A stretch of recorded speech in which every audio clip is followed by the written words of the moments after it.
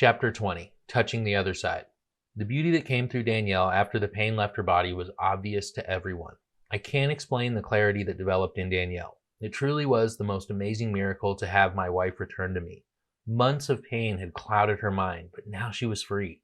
That freedom brought us closer together, closer than we had ever been before. It was difficult knowing that our time was limited and not everyone could handle it. It was particularly tough on our main nurse. She was new to hospice and had developed a strong connection with Danielle. I know it weighed hard on her to watch Danielle go through the constant struggles. I could tell that her reaction had shifted after Danielle decided to make her final decision. She even stopped her visits, passing the duty of caring for Danielle to a senior hospice nurse. I thought this was understandable considering the experience we were about to face. It was going to be difficult for everyone who supported Danielle in her decision. It was complicated even more by the extraordinary experiences that we would all go through with her at the end of her life. Though the nurses usually just nodded and humored Danielle when she discussed what she was going through or experiencing, Danielle would often confer her experiences about talking to angels while also sharing indisputably divine information. It was profound to be able to observe so much of it. I could tell the words struck many people, but few truly embraced the information that she started channeling. We live in a culture that supports spirituality, but few of us truly experience spiritual encounters. Danielle was starting to embrace the messages she would receive. She had many people that had previously passed coming to her. I could tell when Danielle felt someone in the room, and when I didn't, Endora would. Endora was often a big signal when spirits were present in the room. We would laugh watching Endora's intriguing reactions. Endora would often start looking around the room as if something was floating around. If it became too overwhelming, or Danielle would say there were lots of angels present, Endora would often leave the room. It was interesting to watch, but nothing compared to the experience we had with the angels themselves. One experience before our nurse had left had us all present blown away. The occurrence happened not long before her decision to stop eating and drinking. She had some concerns with her health that she wanted to discuss with our nurse. It just so happened the nurse was delayed several hours. Danielle told me it was likely due to someone passing. I didn't know and accepted her opinion. When the nurse finally arrived late in the afternoon, Danielle told her that she knew why she was late. The nurse smiled at Danielle but said nothing. Danielle then told her it was because someone passed. The nurse nodded in approval but offered no comment. The appointment proceeded as normal with the nurse checking Danielle's vitals. We knew it was unethical to share patient information. Danielle continued by stating it was a woman who passed and that she was likely in her mid-80s. The nurse now looked surprised, but still responded with no comment. No one was prepared for the following statement. Danielle said, "The woman passed with her mother and sister by her side?" Finally, the nurse sat down in the chair in utter disbelief. She just responded, "How do you know this?" Danielle responded without hesitation that the angels were telling her. We were all completely left in disbelief at the message that had come through Danielle. It wasn't going to be the last time either. It was always fascinating to hear the messages and observe each unique response. Danielle was always given a free space to explore and share those experiences while I was around. In my life's journey, I have had many interesting experiences with those that have passed. It was not unusual for me to hear about the topics that Danielle was experiencing, considering one of the blogs that I follow is about a woman who channels her late husband. A husband who, before he passed, was channeling spirits too. Channeling is something people can do where a spirit will share information through the person as if they were a conduit for delivering the message. I could tell that Danielle was a channel for messages from the other side, which is why when she asked me one evening, "Who is Sophie?" it left me speechless. The reason being is that Sophie was my childhood dog who passed away only a year prior. After her passing, she started visiting me as a giant white polar bear. I never told Danielle, but she had been regularly appearing to me while she was sick. Most of the experiences were regarding clearing dark energies, which Danielle never wanted to hear about. I've had numerous experiences of her being one of my animal spirit guides. This time was a bit different because Danielle explained to me that she was coming to her as a beautiful angel. Considering that Sophie was one of my most recent spirit guides, it was so powerful to have her visiting my wife too. It made me truly embrace the fact that there is more to this world than just this life. I couldn't deny the synchronicity of my closest guardian angel also appearing to my wife. Another interesting thing that Danielle started channeling before her passing was, strange enough, Lakota, the ancient Native American language. She would genuinely speak in tongues with such beauty and grace. She explained this wasn't the first time she spoke in Lakota, but now she was better. She spoke it effortlessly. She couldn't even believe how incredible it sounded. It was more magical when we would do it together. I admit that I never tried speaking in tongue before Danielle put me on the spot. I was nervous, but I knew it made her happy when I embraced it. I noticed the more I embraced it, the easier the sounds would flow. When I was anxious or tired, I couldn't relax enough to let the words emerge. I loved this unexplainable and unique experience that Danielle and I shared.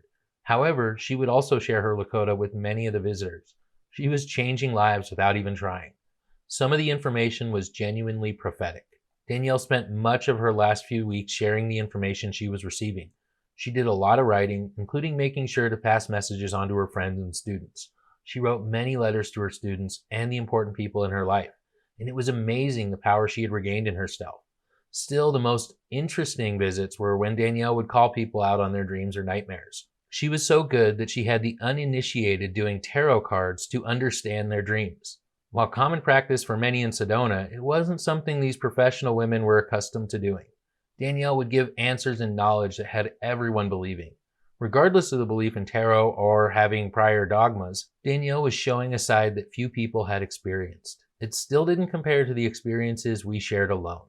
Her dream recalls and recall of other experiences grew every day. She was gaining deep insight into her life's purpose. The message she would receive were more than just an active imagination, including one dream that left me in a state of shock. I was woken up in the middle of the night to Danielle in a complete panic, and it was almost chilling the way she was shaken up. I don't think I could have ever imagined what it was that set her off. When I asked her what was wrong, she gave me an answer that still haunts me a little. Danielle proceeded to tell me that in a past life, she was a Nazi commander who was closely connected to Hitler. I wasn't alarmed by that until she told me that in my past life, I was a Jewish woman that she had gang raped and murdered. This news had a physical reaction that I still recall in vivid detail almost a year and a half later. I couldn't deny that I was having a unique reaction to this news. Immediately, I felt chills go through my entire body. I couldn't explain it, but I felt all the pain and discomfort that came with an experience like that. Little did I know, but the imagery of the incident would also return that evening. Talk about trauma. And to know that in a past life this event may have happened still haunted us. Still, nothing could truly calm the anxiety that Danielle felt about being a Nazi war criminal. It also allowed us to delve into the idea of why she might have lived her current life the way she did. Danielle had practically lived the exact opposite of being a war criminal. In reality, she spent most of her life putting criminals behind bars. The local Sedona Police Department credits her for over 36 arrests. She even taught anti-bullying, which is the exact opposite of what occurred in our past life. If you looked at it from the grand perspective of balancing karma, she seemed to have succeeded. The added support of my forgiveness helped free her from the pain she carried. Forgiveness was the most powerful aspect of her moving past the trauma. The mutual remembrance of Nazi Germany was only to be our first realization of past lives. Danielle told me that several years prior she was given a past life reading. During the reading, she was informed that in the early 1900s she was a madam. Sadly, her life ended abruptly when a jealous lover killed her. Some drunk had pushed her off a cliff in Jerome. At that exact moment, an immediate chill ran down my back and a feeling of embarrassment mixed with shame. I blurted out, "I'm sorry, but I believe I may have pushed you off the cliff." We both felt the truth in that statement. It also explains my aversion to alcoholism in this life. Shocked, we also recalled another past life we had already coincidentally discussed. Danielle once had told me that she was the child of Isadora Duncan, one of the women who founded modern dance in the early 1920s. It explained Danielle's desire to dance in this lifetime, and it also made me recall what I had learned about how Isadora Duncan lost not just one child, but both of her children in a car accident. I realized that in that life, we were likely brother and sister when we both died together. It was clear to me that we had a close connection to be with each other at the end of our lives. The clarity I was gaining about the infiniteness of our lives across time and space was becoming more fact instead of theory for me. It is one thing to study the idea of past lives. It is completely different to actually experience and learn from our own past lives. I had embraced these past lives, and each one had a huge impact on the purpose my life ended up taking this time around. It was clear that my frustrations from my mother's drinking were a much deeper issue. If I had murdered someone in a past life because of alcohol, it would explain why people who can't handle their alcohol upset me. I wish that it hadn't taken until the end of my wife's life to understand her life's purpose. I could be the support she needed because I embraced understanding our past lives. Clearly, her life as a Nazi war criminal had subconsciously driven her to make this world a far better place, even though she didn't know it. However, I could also see a thread of abuse that she endured that, from a soul's perspective, would balance the trauma she caused in her previous life. The soul experience she had this life was not complete without one final piece of the puzzle. Her atonement also involved me and the forgiveness she needed. I allowed her to realize that despite her past crimes, that forgiveness is the real answer. It was so difficult for her to find forgiveness in the murder of millions of people and being an instrumental part in the making that happen. I was able to help her understand that we could overcome those lives where we didn't live with love or compassion. Lives we succumb to the temptations that exist on earth. This world is a school for soul development, and our souls have sometimes been on these paths for a long time. While we incarnated in these bodies, we can burn off the karma accumulated in past lives. From my observation and experiences, I found that much of the purpose in life comes from overcoming karmic debt. Many people are stuck in the same patterns, causing similar problems to constantly arise. Each encounter is an opportunity to grow out of the reoccurring problem. However, as in an American society, we deny the idea of karma and don't even entertain ideas like past lives.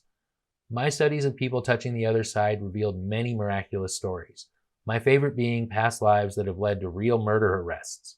One man admitted to the murder after being accused by a child who explained her past life murder in perfect detail. Healings have occurred that defied science after past life healing. It was clear that some lives carried more trauma than others. Danielle was processing loads of new karma from the memories she received. I did everything in my power to convince her that she resolved those lifetimes. I even told her that the pain that she had endured must have offset some of the karma from being a Nazi. I had to remind her about all the good she did with her life whenever the issue would arise. The peace she found came from realizing that she had balanced the karma with her current life. She eventually saw cancer as something that was burning off her karma too. It all surprisingly made sense to me. I felt a strong connection to the other side, and with my wife, that ability was growing daily. We started having many experiences with spirits along the journey.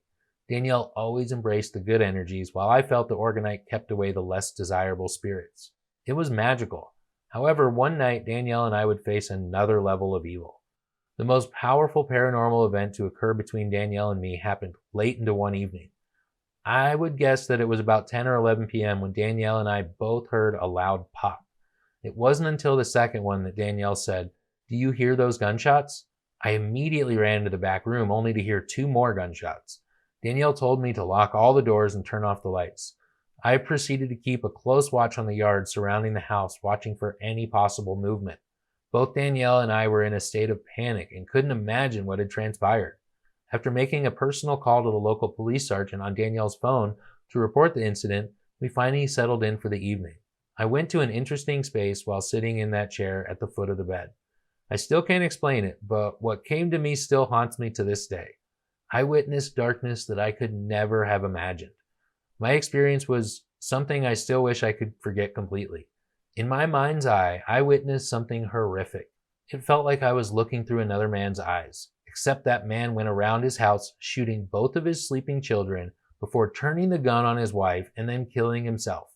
It wasn't something that I have ever imagined, and it was truly graphic and grotesque. I knew that I couldn't share this experience with Danielle. It was far too much for her to handle, especially at night when her health was far less stable. The problem was Danielle wanted to know what I was doing in my meditation.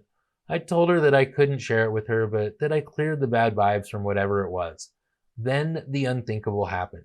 She then proceeded to tell me exactly what I observed. She asked, "Did some guy go through and kill his children and wife?" Talk about something I couldn't make up, because I never said a word. It freaked me out and made me believe that what we both felt may have genuinely occurred. I didn't know what to do about it, but it was highly traumatic for me to get another confirmation. After several hours of discussion, it became completely clear that I was not emotionally stable to be there for Danielle.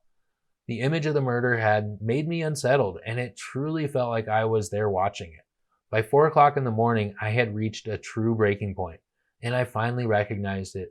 But at 4 in the morning, I didn't know what else to do. It finally occurred to me that I should call someone for help. I didn't feel that most of the women would understand the unique experience. The only person that came to mind was Grace.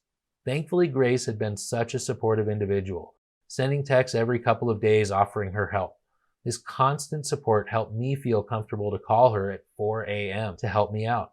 She was also very spiritual, which put me at ease after such a bizarre scenario. I was even more relieved to find that she could be over in 30 minutes. The kindness and compassion that she arrived with really helped put both Danielle and me at ease. I took a mental break immediately with Grace's arrival. Danielle was becoming increasingly bothered by my inability to control my emotions. Little did I know something so horrific could be so draining to both of us. Neither of us had the strength to recover from what we felt. Thankfully, an angel stepped into our life at the perfect time to provide the added strength we needed. I still have no idea what happened that night. It is still a total mystery considering we never had any confirmations of something so horrific happening in Sedona. I don't know the entire purpose of why that happened, whether I was listening to Danielle's worst nightmare before she even told me, or if it did happen and wasn't made public. Either way, it did help us understand the deeper psychic connection we shared, a connection that I promised wasn't going anywhere even after she passed. I felt that I was developing greater skills to communicate with the spirits, but Danielle was worried we would lose the connection. My life had, interestingly enough, been practically designed to give me the tools to accomplish the task of helping my wife cross over to the other side.